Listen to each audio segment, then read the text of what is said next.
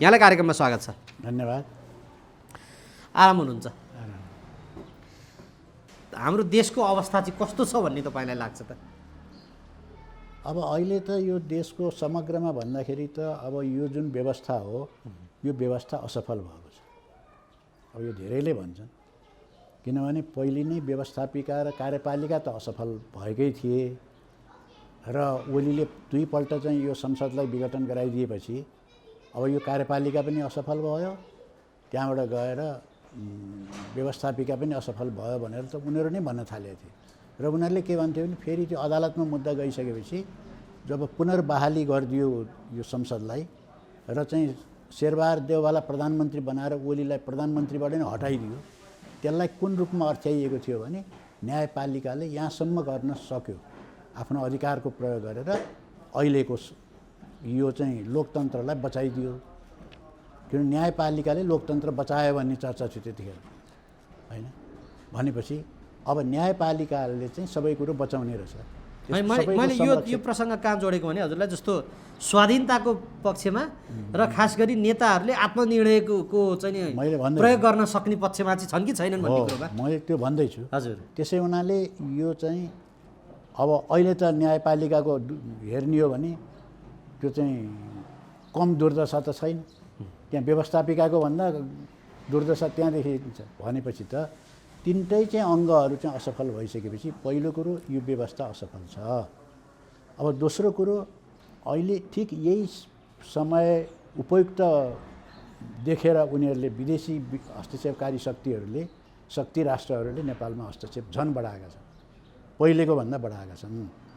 अब अहिले हेर्ने हो भने अहिले विश्वमा चाहिँ अमेरिका कहिल्यै पनि दोस्रो हुँदैनौँ हामी भनेर घमण्ड गर्ने अमेरिका आर्थिक क्षेत्रमा चाहिँ दोस्रो भनेर संसारले त्यो दियो। त्यो चाहिँ तथ्याङ्क प्रस्तुत भयो। पहिलो चीन, त्यसमा चाहिँ 120 ट्रिलियन डलर चाहिँ चीनसँग भएको, अमेरिकासँग 90 ट्रिलियन मात्रै भएको। त्यति धेरै फरकले चाहिँ चीन अगाडि गयो भनेपछि त ऊ त दोस्रो भयो नि त आर्थिकमा। भनेपछि अर्थ व्यवस्थातिरबाट हेर्दाखेरि चाहिँ ऊ दोस्रो भयो र चीन अब सामरिक दृष्टिकोणले पनि अब प्रतिस्पर्धामा जाँदैछ भन्ने भइसकेपछि त अब अमेरिका अतालिएको छ र चीनलाई प्रमुख शत्रु मानेर अब उनीहरूले व्यापार युद्ध त घोषणा गरे। अब उनीहरूले चाहिँ फौजी सामरिक युद्ध मात्रै बाँकी छ र चीनसँग अब प्रतिस्पर्धा गर्ने सिलसिलामा अब उनीहरूले चाहिँ पहिले नै पारित भइसकेको चाहिँ उनीहरूले बनाएको चाहिँ निष्क्रिय भएर बसेको यो एमसीसी त्यसलाई सक्रिय बनाएर अब एमसीसीको माध्यमबाट अब चीन नेपालमा चाहिँ उसले चाहिँ अखाडा बनाएर अब चीनका विरुद्ध लड्ने ठुलो योजना लिएर आयो उसले र त्यसको निम्ति चाहिँ 50 करोड अमेरिकी डलरको प्रलोभन दियो र प्रलोभन दिएपछि अब त्यो चाहिँ ठुलै रकम भयो नेपालको लागि त। अब यो भोका अब चुनाव पनि आउँदै गरेको यी भोका नेताहरू अनि त्यहाँबाट ठुलो रकमहरू अब त्यहाँ त करोडौँ अरबौँमा घुस दिन मिल्ने भयो। त्यहाँ अब भइसकेपछि ठुलो रकम चाहिँ यहाँ खर्च गरेर एक थरीलाई चाहिँ एमसीसी ठिक छ भन्ने पार्दै अब एमसीसी यहाँ प्रवेश गर्दैछ र यो राष्ट्रघाती सम्झौता यदि चाहिँ लागू भयो भने दुईटा कुरा छ। अमेरिकाको यहाँ आउने उद्देश्य दुईटा रहेको छ। एउटा चाहिँ हाम्रो चाहिँ प्राकृतिक स्रोत साधनमाथि कब्जा जमाउने, पछिल्लो चरणमा चाहिँ यहाँ युरेनियम पनि छ भन्ने कुराको चर्चा भइसकेपछि बढी अझ आक्रामक रूपले चाहिँ यहाँ आउन खोजिरहेको छ युरेनियम छ भनेर। र जलस्रोत त छँदैछ, जलस्रोत चाहिँ भारतलाई चाहिँ को हातमा दिने, त्यसको निम्ति चाहिँ यहाँ चाहिँ लाइन गोरखपुरसम्म लगेर मेन ग्रिडमा जोडिदिने ट्रान्समिसन लाइन, अनि त्यता जाने बाटो निर्माण गर्ने, रोड फराकिलो र बलियो बनाउने, यी सब कुराहरू चाहिँ मा लगानी गर्दै अमेरिका यहाँ प्रवेश गर्न खोजिरहेको छ। र यदि चाहिँ अमेरिका चाहिँ एमसीसी पारित भयो, संसदले पारित गर्यो भने के हुन्छ त भने नेपालको राष्ट्रिय सार्वभौमिकता आफ्नो हातमा रहँदैन। संविधान त अहिले तुरुन्तै नबदलिएला, लेखिएकै होला त्यो संविधानमा त। अमेरिकाले नचाहिकन त्यो अमेरिकाले लेखिएर के फरक पर्यो र, उसले गर्न पाए त भइहालेन। स्वाधीनता हाम्रो हातमा रहँदैन र नेपाल चाहिँ को राष्ट्रिय स्वाधीनता गुमेको देश हुन्छ त्यो। र हामी चाहिँ एक प्रकारले उपनिवेश जस्तो हुन्छौँ।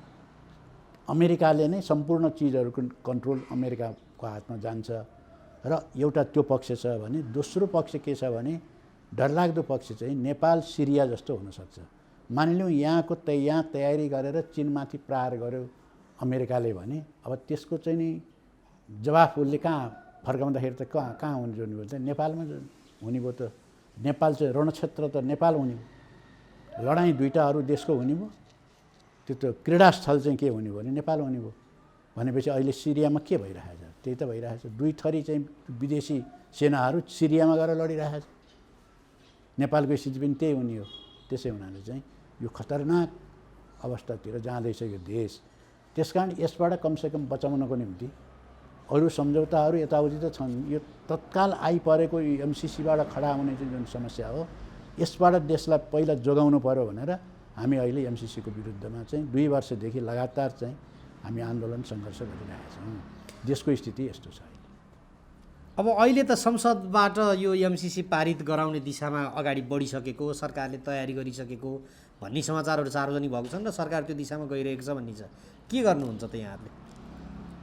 अब यो 28 गते पनि हामीले त्यहाँ घेराउ गरेको सांसदहरूलाई भित्र पस्न नदिने ढङ्गले हामीले त्यहाँ घेराउ गरेका थियौँ र सरकारले ठुलो बल प्रयोग गर्यो र त्यहाँ के पनि देखियो भने असाध्य यहाँ यिनीहरूलाई निर्देशन त्यो थियो प्रहरीलाई कि के थियो, जस्तो लाठीचार्ज हुँदाखेरि अब निषेधाज्ञा लागू गरेपछि उनले गर्ने कुरा के हुन्थ्यो भने एउटा डेमोक्रेटिक तरिकाले त्यसलाई कन्ट्रोल गर्नको निम्ति त्यहाँका शान्तिपूर्ण तरिकाले एरेस्ट गर्ने, एरेस्ट गरिसकेपछि त मुख्य मान्छेहरूलाई एरेस्ट गरिसकेपछि त अरू त्यहाँ भइहाल्छ। तर त्यहाँ एरेस्ट गर्नेतिर गएन। म पनि त्यहीँ छु। जब चाहिँ निषेधाज्ञा तोडियो भनेपछि लाठीचार्ज गर्ने, लाठी पनि टाउकामै हिर्काउने। त्यस्तो त गर्न पाइँदैन नि, मान्छे त मरिहाल्न सक्छ नि टाउकामा त्यत्र लौराले हिर्काइसकेपछि। कोही धेरै साथीहरूको टाउकामा चोट लागेको छ र यो तरिकाले जुन निर्मम तरिकाले जो सरकार प्रस्तुत भइरहेको छ यसले चाहिँ के देखिन्छ त भने यो सिधा दलाली गुलामी चाहिँ अमेरिकाको उनीहरूले गरिरहेछ र कुनै पनि हालतमा ऊ यो सम्झौता गर्न चाहन्छ। अब हामी सबैलाई थाहा छ, तपाईँहरूले मिडियाले त्यो कुरो लेख्नु पनि भएको छ।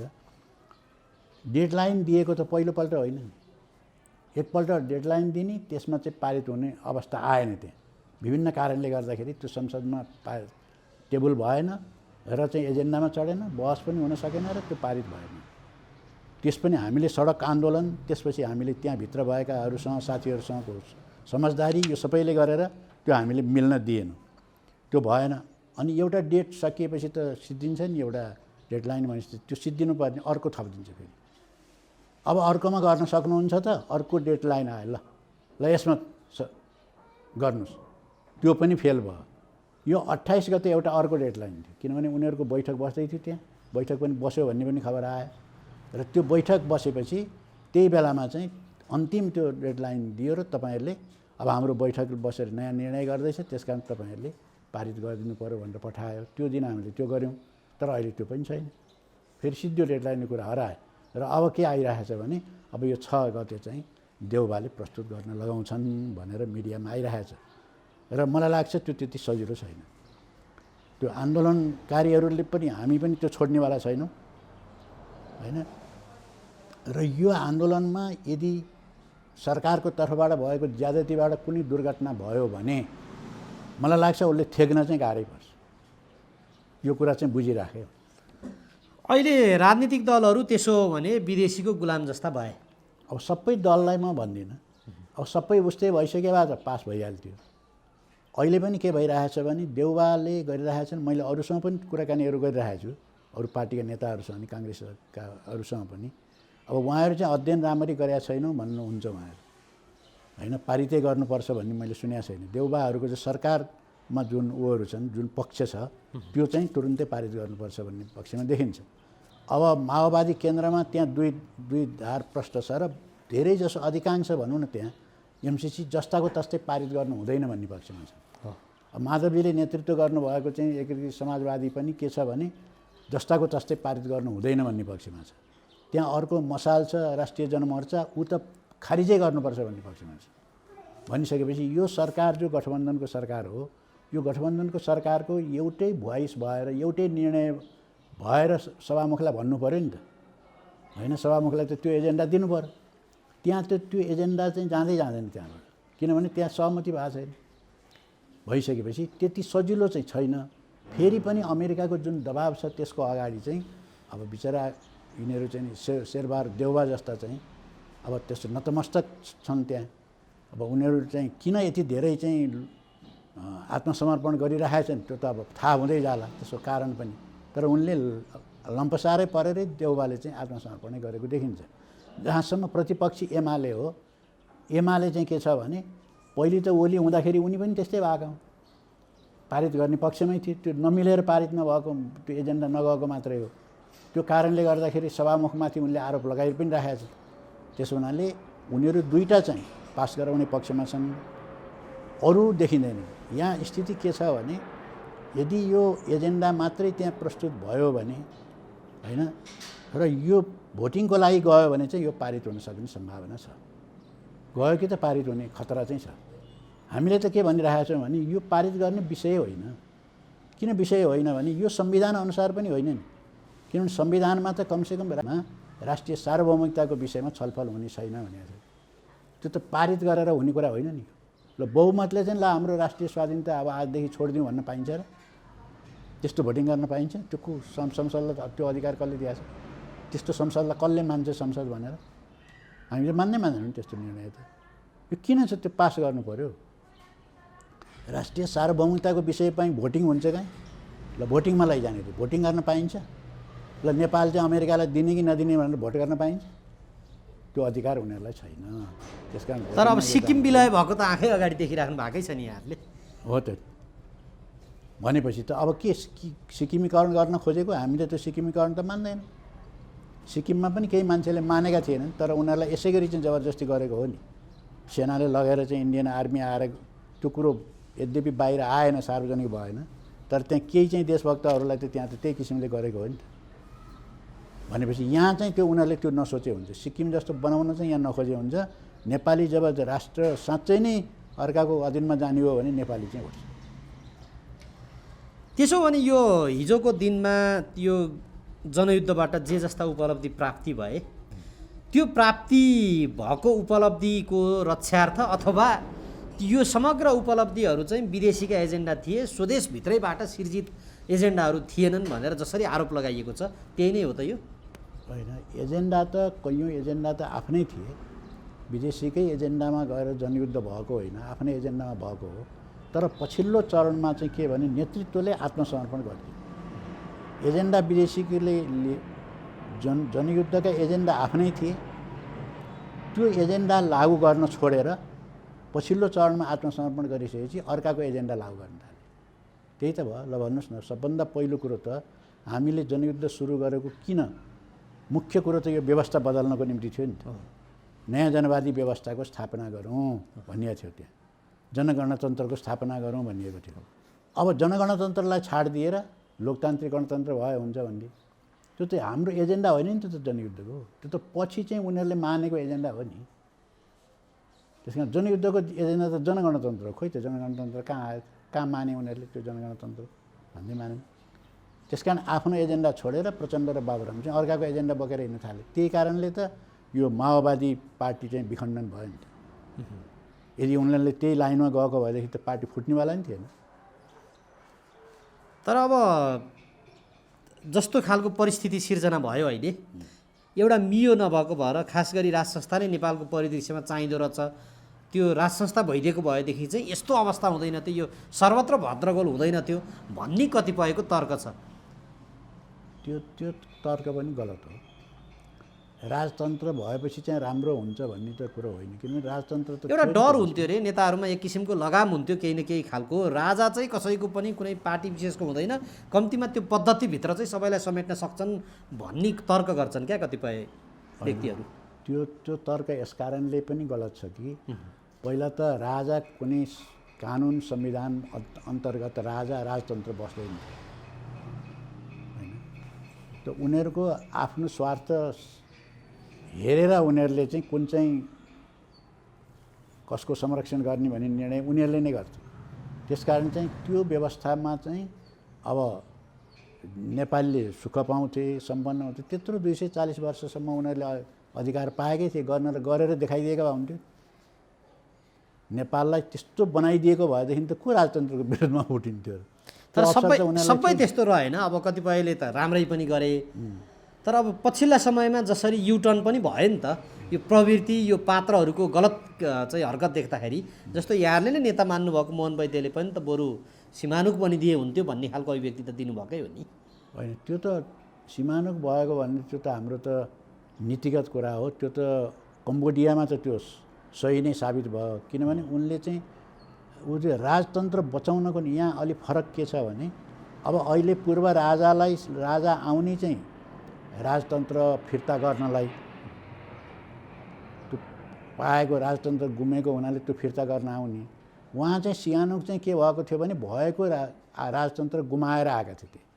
उनी त राष्ट्रपति बन्न तयार भएर सम्झौता भएको हो नि त, त्यहाँका कम्युनिस्टहरूसँग सम्झौता भएको हो। किनभने त्यो प्रधान अन्तर्विरोध बदलियो, अमेरिकाले CIA कु गरिदियो उनका विरुद्ध, त्यसपछि अमेरिकाको पुरा नियन्त्रणमा गयो कम्बोडिया। उसको नियन्त्रणबाट अब चाहिँ अलग त्यसबाट चाहिँ मुक्त हुनको निम्ति के गर्नु पर्यो भने, राजाको पनि एउटा शक्ति थियो र उनीहरूसँग चाहिँ मिलेर कुराकानीहरू गर्दाखेरि म तयार छु, राष्ट्रको निम्ति म त्यो गुमाइदिएँ, मैले छोडिदिएँ, अब म तयार छु, म राष्ट्रपति बन्न भनेर, आजीवन राष्ट्रपति बनाउने भनेर सम्झौता गरेर आएको हो नि त। त्यसकारण त्यत्रो त्याग त गरेर देखाउनु पऱ्यो नि त, उभिनु पऱ्यो यस्तो बेलामा, राष्ट्रलाई परेको बेलामा, होइन? उनले त विज्ञप्ति जारी गरिराखेकै छन् नि, राजा बिनाको प्रजातन्त्र र प्रजातन्त्र बिनाको राज संस्था चाहिँ नेपालको परिदृश्यमा चाहिँ टिकाउ हुँदो रहेनछ भन्ने खालको उनले तर्कै गरेका छन्। अब स्वयं प्रचण्डले पनि बरु राजा हुँदा एक किसिमको मान सान खालको चाहिँ थियो, यो अहिले त अब राष्ट्रपति त दल विशेषकोमा पो खेल्न थाल्नुभयो भन्ने खालको कुरा त गरेकै हो नि। होइन, उनले भनेको चाहिँ प्रजातन्त्र बिनाको राजतन्त्र, राजतन्त्र बिनाको प्रजातन्त्र भनेको त त्यो त 46 सालदेखि त थियो त, दुइटै थियो त, त्यहाँ राजतन्त्र नि थियो, प्रजातन्त्र भन्ने नि थियो, दुइटै थियो। दुइटै भएर गरेको हालत हामीले देखिहाल्यौँ, नत्र 52 सालमा किन हतियार उठ्थ्यो? त्यो इतिहासमा असफल भइसकेका कुराहरू, इतिहासले चाहिँ यो नहुने कुरो भनेर चाहिँ साबित गरेका कुरालाई फेरि चाहिँ 2-4 वर्षमै फेरि चाहिँ बिर्सेर फेरि त्यही कुरो चाहिँ आउनुपर्छ भन्न थालेर त्यो मिल्दैन। त्यो इतिहास चाहिँ अगाडि बढेको इतिहासलाई पछाडि हटाउने कुरा हुन्छ। योभन्दा अगाडि बढ्ने भनेको चाहिँ के भने जनगणतन्त्रै हो। लोकतान्त्रिक गणतन्त्र आयो, यसले पुगेन, यो असफल भयो। अब अगाडिको बाटो खोज्नुपर्छ हामीले, इतिहासमा चाहिँ अगाडि बढ्दै जाने बाटो खोज्नुपर्छ। अग्रगमन भने त्यही त हो, अग्रगमनको बाटो खोज्नुपर्छ, पश्चगमनको होइन कि। यो लाइन चाहिँ पश्चगमनतिर जान्छ। त्यसै हुनाले हामीले भनेको अब जनगणतन्त्रतिर जाउँ। अब जनगणतन्त्र सहयोग गरे भयो नि त राष्ट्र र जनतालाई चाहिने। यहाँको जनगणतन्त्र फेरि हामीले धेरै मान्छेलाई भ्रम के छ भने, जनगणतन्त्र भनेको कम्युनिजम हो, साम्यवाद हो, त्यहाँ त व्यक्तिगत सम्पत्ति पनि हुँदैन, त्यहाँ पार्टी पनि हुँदैन, केही पनि हुँदैन भन्छन्। त्यस्तो पनि कहीँ हुन्छ र? त्यो व्यवस्था झन् टिक्छ त? त्यसरी टिक्दैन नि। जनतालाई अधिकार दिएन भने त्यो व्यवस्था टिक्दैन नि। दमन गरेर मात्रै टिकाउँछु भनेर कसैले सपना नदेखे पनि हुन्छ। त्यसकारण हामीले भनेको जनगणतन्त्र फेरि नेपाली विशेषताको जनगणतन्त्र हो। यो व्यवस्थालाई उल्टाइसकेपछि नेपालमा समृद्धि कसरी ल्याउने, नेपालमा सुशासन कसरी गर्ने, राष्ट्रिय स्वाधीनता कसरी जोगाउने, विदेशीहरूको हस्तक्षेपबाट कसरी मुक्त गर्ने। किनभने विदेशीहरूको हस्तक्षेपबाट मुक्त नगरिकन यो देशको विकासै हुँदैन नि। हाम्रो जलस्रोत भन्छौँ, जलस्रोत अर्कैको हातमा छ। के जलस्रोत भन्नु मात्रै त छ? यहाँ भएको उत्पादन भएको पनि गोरखपुरतिर लगेर जोडिदिने भन्छ। अनि त हाम्रो देशमा त नदी नाला बगेको मात्रै त छ। अर्कैले कब्जा गर्छ भने त अनि त्यसबाट चाहिँ फाइदा हामीले कसरी लिने र? पहिले त त्यो विदेशीको हस्तक्षेपबाट उन्मुक्त गराउनु पऱ्यो। ती सबै चाहिँ साधनहरू चाहिँ नेपालको स्वतन्त्र हुनु पऱ्यो। अनि त पर्याप्त मात्रामा विकास हुने ठाउँ यहीँ छ त, कहीँ खोज्न नि जानु पर्दैन। यति सुन्दर देश छ, प्रकृतिले यति हामीलाई सम्पन्नता दिएको छ, त्यो हामीले प्रयोग गर्न नपाएको न हो। हामीसँग टेक्निसियन नभएको पनि होइन, त्यति साधन हामीसँग नभएको नै। धेरै मान्छेले चाहिँ नेपालले त ठुलो जलविद्युत आयोजना आफैले निर्माण गर्न सक्दैन भन्थे, हामी गर्न सकिन्छ। किन सकिँदैन भन्दा त्यसको प्रयोग त चाहिँ अपर तामाकोसी भयो नि त। तामाकोसीमा खोइ विदेशको पैसा नभइकन नि मजाले भइरहेको छ, हुन सक्यो नि त। त्यस्ता अरू धेरै आयोजना हामीले गर्न सक्छौँ। नेपालीको बिचमा चाहिँ सेयरै खोलिदिउँला न, के भयो र? यत्रो सेयरमा लगानी भएको छ, त्यो पैसा त त्यहाँ जलस्रोत मजाले जान्छ नि त। त्यति राम्रो लगानी अन्त कहाँ हुनसक्छ र? जनताले फाइदा उठाउन्, राष्ट्र सम्पन्न त्यतिबाट हुने हो। त्यसकारण हाम्रो विशेषता अनुसारको जनगणतन्त्र नेपालमा ल्याएर मात्रै नेपाल समृद्ध हुन्छ, नेपालीहरू सुखी हुन्छन्। अब यो कुरातिर चाहिँ सबैले सोच्नुपर्छ भन्ने चाहिँ हाम्रो भनाइ। त्यो चाहिँ अब यहाँले भन्नुभएको चाहिँ नेपालीको चाहना अनुसारकै भयो, तर सुन्नलाई जति सहज छ, तर कार्यक्षेत्रमा जब फिल्डमा आइपुग्छ त्यति बेला चाहिँ अघि यहाँले भन्नुभयो जस्तै नेतृत्वले समर्पण गरिदिने, अर्काको चरणमा लगिदिने, त्यस पछाडि दास बनिदिने, र अहिलेसम्मको नेपालको यो भू बनोट र यो परिदृश्यले गर्दाखेरि चाहिँ तपाईँले सोचेको जस्तो चाहिँ सम्भव छैन भन्छन् नि त कतिपयले। त्यो सजिलो चाहिँ छैन। अब यसका फेरि कतिपय राम्रा पक्ष पनि छन्। फेरि यो बिचमा दुई देशको बिचमा हुनुको फाइदा पनि छ। जस्तो अहिलेसम्म चीनले हस्तक्षेप चाहिँ सिधै गरेका छैन, किनभने भारतभन्दा शक्तिशाली त चीन छ नि त। शक्तिकै प्रयोग गर्ने हो भने त चीनले बढी हस्तक्षेप गरे, उसले गरेका छैन, गर्ला जस्तो पनि लाग्दैन। हामी गर्दैनौँ भनिरहेको छ अहिलेसम्म, र नेपालको स्वाधीनतामा अझ सहयोगै गरिरहेको छ, नेपालको विकासमा सहयोग गरिरहेको छ। त्यो चाहिँ हाम्रो सकारात्मक हो। भारतसँग असमान सन्धि सम्झौताहरू भएका छन्, ती खारेज गरेर जाने हो भने अब ती कुराहरू लिन पनि त सकिँदो रहेछ नि त। जस्तो अब भनौँ अहिले लिम्पियाधुरा लिपुलेखपछि नक्सामा चाहिँ जो राखियो, नक्सामा राखेपछि खोइ भारतले के गरिहाल्यो त? मिसाइलले त छोड्यो नि त दिल्लीबाट त। यहाँ मान्छेहरू तर्कमान हुन्थे। हामीले त्यो चाहिँ नक्सा बोकेर हिँड्दाखेरि ल अब चाहिँ मिसाइल छोड्ने भयो, अब यिनीहरूले न्यु खोजे भारतसँग भन्न थाल्थे। खोइ त्यही नक्सामा पारित हुँदा केही पनि भएको छैन। बरु हिजो त त्यहाँको रक्षा मन्त्रीले नि भनेछ, बरु निहुरिएर भने पनि बरु हामी नेपालसँग सम्बन्ध राम्रो गर्छौँ भनेर भनेछ। शब्दले त त्यति भन्यो कमसेकम, होइन? आँट गऱ्यो भने गर्न सकिन्छ नि। हामीले अर्कालाई अन्याय गर्नु हुँदैन, हामी सही पक्षमा उभिनुपर्छ, न्यायको पक्षमा, अधिकार आफूले लिने पक्षमा उभिनुपर्छ। कसैले केही गर्न सक्ने स्थिति छैन यहाँ नेपालमा। हामी टिक्न सक्छौँ, तर आँट गर्नु पर्यो। तर नेतृत्वदायी तपाईँले भने जस्तै अब नेता जति जम्मै आत्मसमर्पण गर्न जान्छ, ती खुट्टा ढोग्न जान्छ, अनि उनीहरूले भन्छन्, त्यही नेताले भन्छन् सक्दैनौँ बाबा, हामी एमसिसी अब फिर्ता गरिदियो भनेदेखि त कसरी टिक्ने? अमेरिकाले सारा घेराबन्दी गरिदिन्छ, ल हेर्नुहोस्, उनी पो त्यसो भन्छ।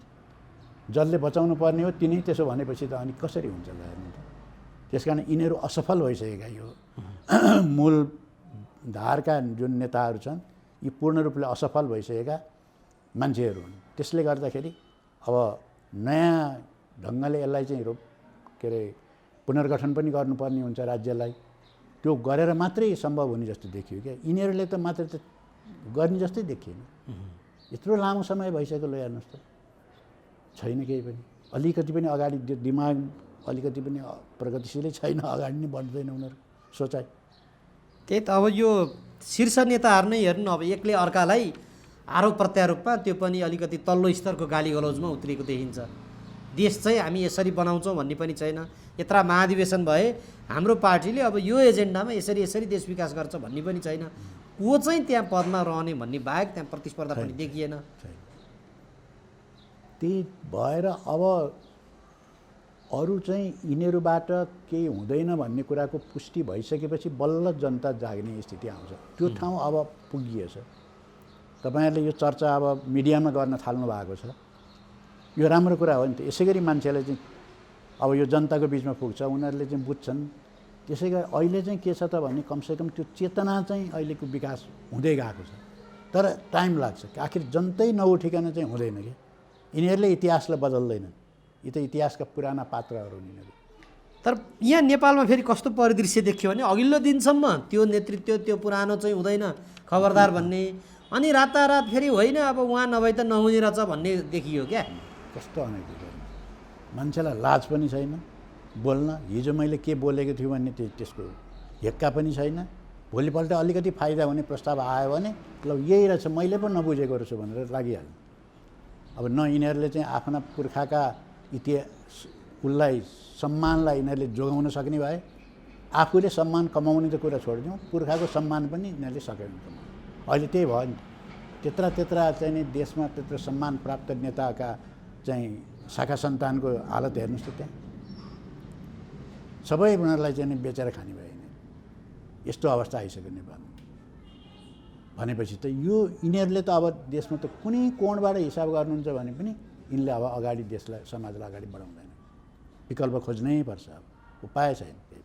त्यही त त्यो विकल्प भनेको चाहिँ के त? त्यही अघि हामीले चर्चा गरे जस्तै हो, त्यही नै विकल्प हो। अब मान्छेहरूमा भ्रम छ, एकैचोटि जनगणतन्त्र आउँदैन, यो भएपछि के हुने हो, त्यहाँबाट कम्युनिस्ट व्यवस्था आउने हो, के अरे यहाँ निरङ्कुशता छाउँछ कि दमन हुन्छ कि, त्यस्तो हुँदैन नि। कसरी हुन्छ त्यस्तो? किनभने त्यो व्यवस्था राम्रो भएन भने त जनताले टिक्नै दिँदैन नि त्यस्तो व्यवस्थालाई। र फेरि हामीले नेपालमा जुन व्यवस्था ल्याउँछौँ त्यो चाहिँ नेपालकै विशेषताको हुन्छ क्या, त्यो अन्तको विशेषताको ल्याइदिएर हुन्छ। र जस्तो चिनमा 1949मा आयो जनगणतन्त्र, त्यस्तै यहाँ ल्याउँछु भनेर नि कहीँ हुन्छ? आजभन्दा चाहिँ भन्नुहोस् न 49 भनेपछि 50-70 वर्ष अगाडि चाहिँ विश्वमा जुन अवस्था थियो आज त्यही छ त? छैन। 70 वर्ष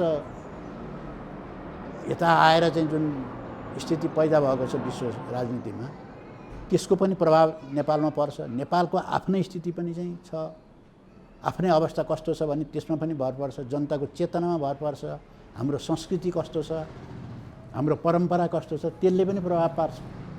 यी सबै कुरालाई ध्यानमा राखेर नै कुनै व्यवस्था आउँछ नि त कुनै पनि देशमा। त्यसकारण हाम्रो देशको विशेषता अनुसारको जनगणतन्त्र ल्याउन सकियो भने बल्ल त्यसले चाहिँ अगाडि बढाउन सक्छ भन्ने देखिन्छ। तर कतिपय मानिसहरू फेरि अब तपाईँले याद पनि गरिराख्नु भएकै होला, जस्तो राष्ट्रिय प्रजातन्त्र पार्टीमा एउटा नयाँ नेतृत्व आउने साथै मानिसहरूमा एक किसिमको उत्साह पनि देखियो, चर्चा त भइरहेको नि त ओहो भन्ने। र फेरि यही राजाको प्रसङ्ग फेरि घुमी फेरि आइरहेको छ। त्यही भएर कतै त्यो दिशातिर जाँदै त छैन भन्ने खालको पनि चर्चा छ क्या। त्यो चाहिँ अब त्यही मान्छेको अलिकति अगाडि बढ्ने खालको नेतृत्व आयो कि भन्ने जुन थियो नि, त्यो उनको प्रतिबद्धताले त्यसमा पनि अब निराश भयो मान्छे। यसले पनि काम त उही गर्ने रहेछ। अब हुँदाहुँदै अब के भने कतिपय चाहिँ जब नेपालमा गणतन्त्र आउँदाखेरि राप्रपाका कैयौँ नेताहरूले त यो गणतन्त्र त वास्तविकता हो, अब आइहाल्यो, यो अब आएको गणतन्त्रलाई त हामी स्वीकार गर्छौँ भनेका हुन् नि। प्रकाशचन्द्र लोहनी भए, उहरू, यिनीहरूले चाहिँ सूर्यबहादुर, यिनीहरूले चाहिँ स्वीकारेका हुन्। अब अहिले त उनीहरू पनि के भन्यो भने अब राजतन्त्र फर्काउनेतिर गए। उनीहरूलाई समेत चाहिँ राजतन्त्रतिर फर्काउने भनेपछि त त्यो नयाँ भयो त? नयाँ भन्ने कि पुरानो भन्ने भएर? त्यही त उनीहरूको आरोप चाहिँ के छ भने हिजो का समग्र यो जे जस्ता परिवर्तनहरू भए त्यो चाहिँ बाहिर बसेर विदेशतिरबाट आयातित एजेन्डाहरू भए, नेपाली माटो सुहाउँदो रहेनन्, धर्मको विषयमा पनि खेल्न खोजियो, अरू विषयहरूमा पनि यहाँ भित्रभित्र गोप्य रूपमा सम्झौताहरू गर्ने, बाहिर जनतालाई बेवकुफ बनाउने कामहरू भयो भन्ने कुराहरू गर्छन् कि? होइन, त्यसमा सत्यता छ नि त। त्यत्रो शान्ति सम्झौता भयो, त्यो शान्ति सम्झौतामा धेरै पछिसम्म पनि के आधारमा भयो भन्ने कुरै मान्छेलाई थाहा भएन। त्यस्ता कुराहरू पनि भए। अब एजेन्डाकै कुरा गर्दा नि त्यो पनि भएकै हो नि त।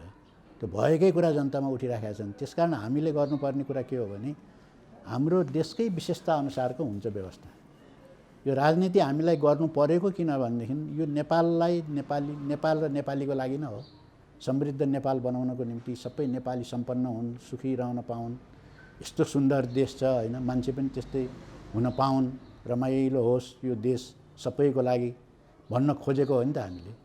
त्यो चाहिँ कतैबाट चाहिँ कुनै व्यवस्था ल्याएर थपक्क त्यस्तै ल्याएर राखिदिएर त्यो हुँदैन, मिल्दैन। त कहाँ मिल्छ? न हाम्रो संस्कृति मिल्छ, न चाहिँ हाम्रो चेतना मिल्छ, न हाम्रो विकासको क्रम मिल्छ, न परम्परा मिल्छ, न धार्मिक मान्छेको स्वतन्त्रताको कुराहरू छ त्यहाँ मिल्छ। धेरै कुराहरू मिल्दैन नि। त्यसकारण हाम्रो विशेषता अनुसारको जनताले प्रयोग गरेको राम्रा कुराहरूलाई त हामीले संरक्षण गर्नुपर्छ, तिनलाई नि खारिज गर्ने होइन नि। कैयौँ राम्रा कुराहरू छ नि जनतामा, त्यसलाई त हामीले अझ प्रमोट गर्नुपर्छ त्यसलाई होइन। त्यो गरेर मात्रै सम्पन्नता ल्याउन सकिन्छ। त्यसो हुँदा यो सङ्घीयता चाहिँ अलिक घाँडो जस्तै भयो, धर्मनिरपेक्षता पनि कम्तीमा यो निरपेक्ष होइन, हाम्रो कल्चर अनुसारकै हुनुपर्छ भन्ने खालको कुराहरू गरेका छन्। त्यसमा चाहिँ यहाँको के छ प्रतिक्रिया? अब यो सङ्घीयता उनीहरूले जुन भनिदिएका छन् नि, यो सङ्घीयता कस्तो सङ्घीयता भयो भने न सङ्घीयता जसले मागेका छन् त्यस्तो सङ्घीयता भयो, त्यस्तो नि भएन। न चाहिँ यो सङ्घीयता हुनु हुँदैन भन्नेले भनेका छन् त्यस्तो पनि भएन। कुनै वर्ग कुनै तबका पनि खुसी भएन क्या यो सङ्घीयताबाट।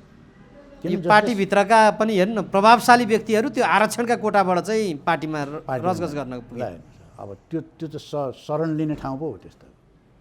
सङ्घीयता हुँदाहुँदै त्यसको दुरुपयोग त्यहाँ गएर पो अब चाहिँ अनि त्यहाँबाट यहाँ नहटाएका मान्छे अब माथि चाहिँ केन्द्रमा नहटाएका जति त्यहाँ तलाउने ठाउँ पो हो त्यो मन्त्री बन्न पाएनन्। ल तिमी उताको मन्त्री बन्यो भने त्यता सुविधा बढाइदियो, ती मन्त्रीमा राखिदियो उसलाई ल। त यो त सङ्घीयता भने त यस्तो पो भयो, विकृत भयो क्या यो त सङ्घीयता।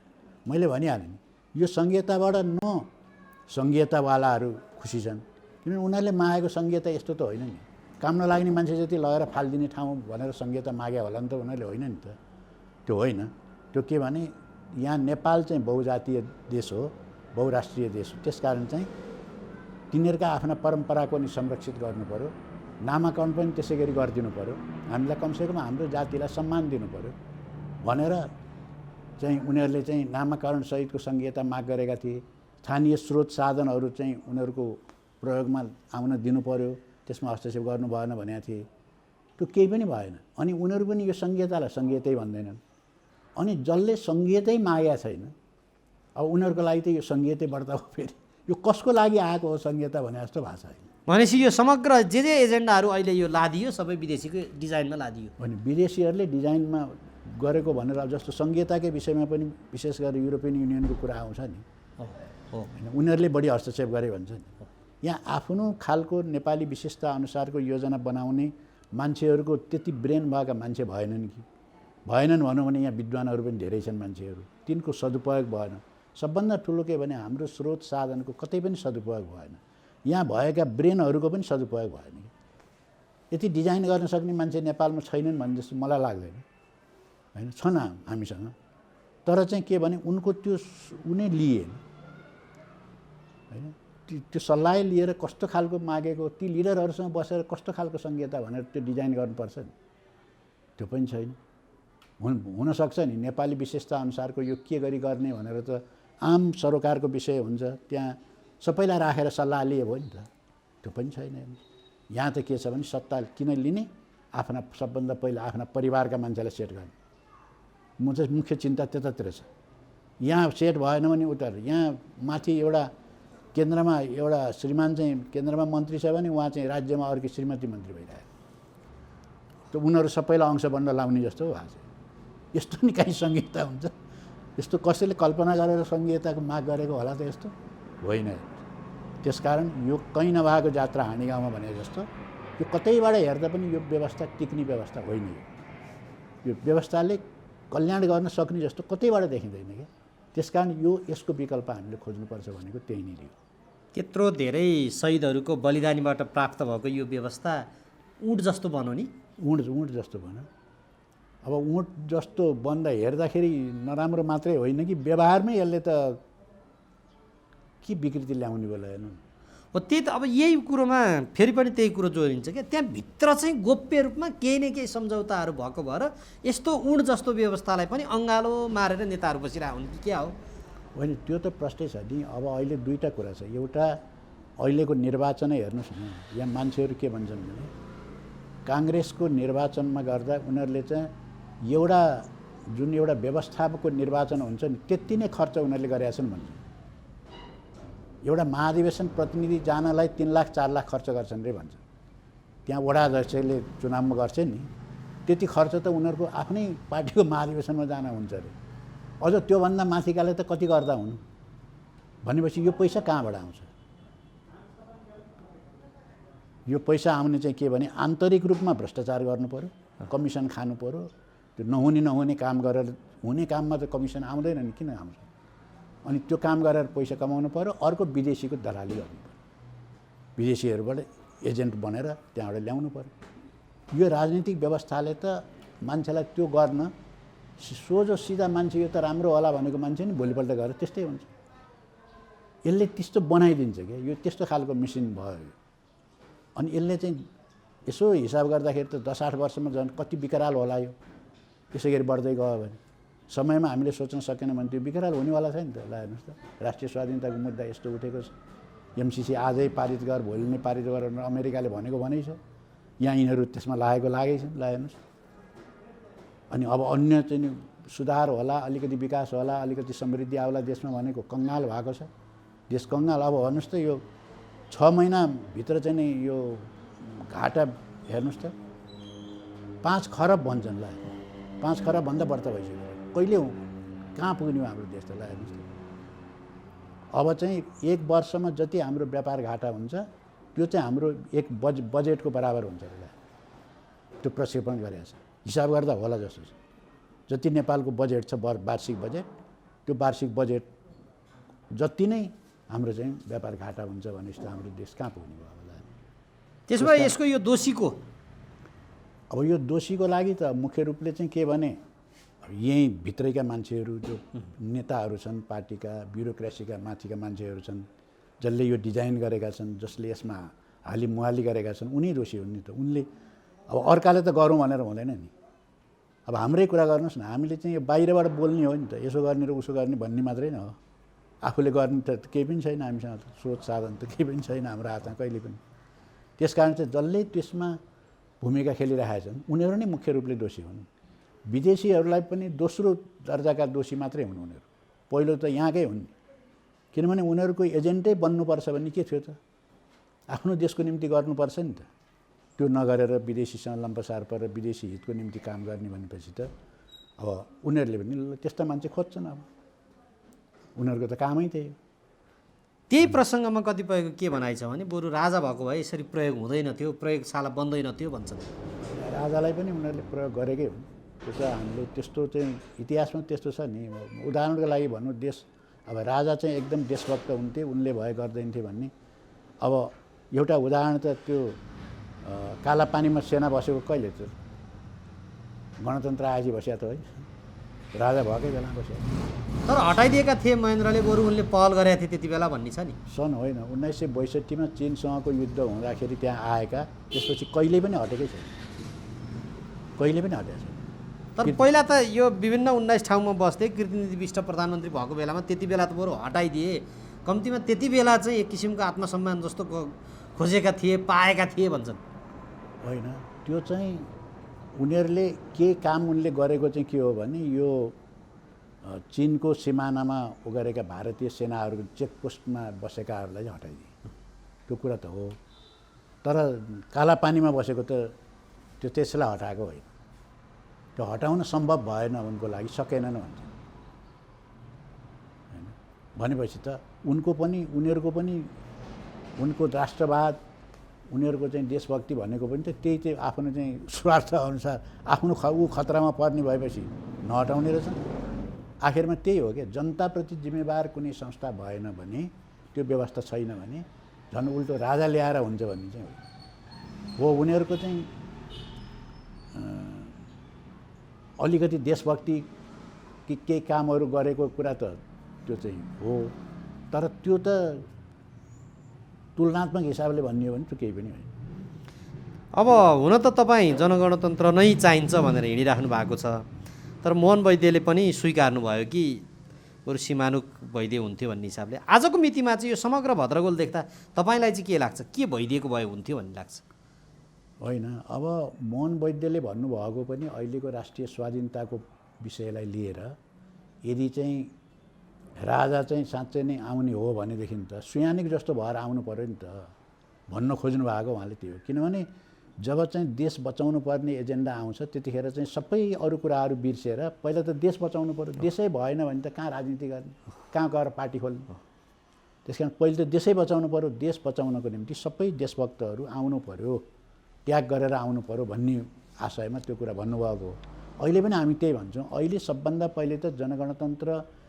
ल्याउनुपर्छ भन्ने त हाम्रो माग हो त्यही व्यवस्थाले हल गर्छ भन्ने अहिले जनगणतन्त्र नभएदेखि अमेरिकाले खाए पनि खाओस् भन्ने त होइन नि हामीले पहिले त यसलाई बचाउनु पर्यो पहिले चाहिँ यसलाई बचाउनु पर्यो एक नम्बरमा के पहिले त देशै बचाउनु पर्छ अहिले त्यो अवस्था आइसक्यो त्यसो हुँदा राजासँग मिलेर जानुपर्छ भन्ने हो होइन मिलेर जान पनि त हाम्रो चाहिँ अरू सबै हामीले त कार्यगत त गरिरहेका छौँ राजा मान्छौँ भन्नेहरूसँग हाम्रो तर्फबाट हामीले कन्जुसाइ नै गरेका छैन उनीहरूले चाहिँ त्यो कार्यक्रममा चाहिँ माग गर्न नपाउने हामीले जनगणतन्त्र भन्न नपाउने उहाँले नै राजा आऊ देश बचाऊ भन्न नपाउने यस्ता कुरा नगरौँ देश बचाउने कुरा प्रमुख हो भनेर हामीले मानेर 26 दलको कार्यक्रम गर्दा अस्ति हामीले सबैसँग मिलेर गरेको हो नि हाम्रो त्यो कुनै लुकाउने कुरै होइन त्यो देश बचाउनको निम्ति सबै शक्ति चाहिँ केन्द्रित हुनुपर्छ नत्र भने सकिँदैन। देश गुम्यो भनेदेखि त पछि चाहिँ रोएर कराएर नि हुँदैन। अहिले त छ नि कमसेकम देश हाम्रो हातमा। त्यसकारण अहिले नै हो हामीले होस पुर्याउनु पर्ने। त्यसकारण सबै देशभक्तहरू अब राष्ट्रघातीलाई त के ल्याउनुहुन्छ? अब जो देश बेच्न भनेर लागेका छन्, पैसै खाइसकेका छन्, पेस्की खाएर हिँडिसके, त्यस्तालाई त अब देश बचाउन आऊ भनेर कहिले आखिरले त देश बचाउनको निम्ति चाहिँ एउटै मोर्चा बनाऊँ, हामीले चाहिँ लडौँ, देश बचाउँ पहिले भन्ने त हाम्रो त घोषितै नीति हो। त्यो हाम्रो वैद्यजीले त्योभन्दा विपरीत गरेर भन्नुभएको छैन होइन। मान्छेले त्यो अर्थ लगाइदिए बेग्लै कुरा हो। तर हामी त्यो अहिले पनि त्यो हाम्रो नीति कायमै छ। सबैले भएर देश बचाउँ। हामी त नेपाली काङ्ग्रेसका मान्छेसँग नि भनिरहेका छौँ, एमालेका मान्छेलाई नि भनिरहेको, सबैलाई भनिरहेका छौँ, देश बचाउँ सबै भएर। अनि त्यहाँबाट गरौँला न, फैसला गरौँला के चाहिन्छ भनेर गरौँला। अब देशै भएन भने त उसले गरिदिन्छ फैसला। अब त्यसका लागि सबै जो राजादेखि सबै एकै ठाउँमा बसौँ, देश चाहिँ बचाइहालौँ। देश बचाउनु पऱ्यो, त्यो इमान्दारीपूर्वक देश बचाउन आउनु पऱ्यो पहिला चाहिँ। अनि त्यसपछि चाहिँ अनि हाम्रो चाहिँ त्यस्तो कार्यगत एकता हुने भयो। हुन्छ, यो विचार र यो समयको लागि म यहाँलाई आभार व्यक्त गर्छु। धन्यवाद। यहाँलाई पनि धेरै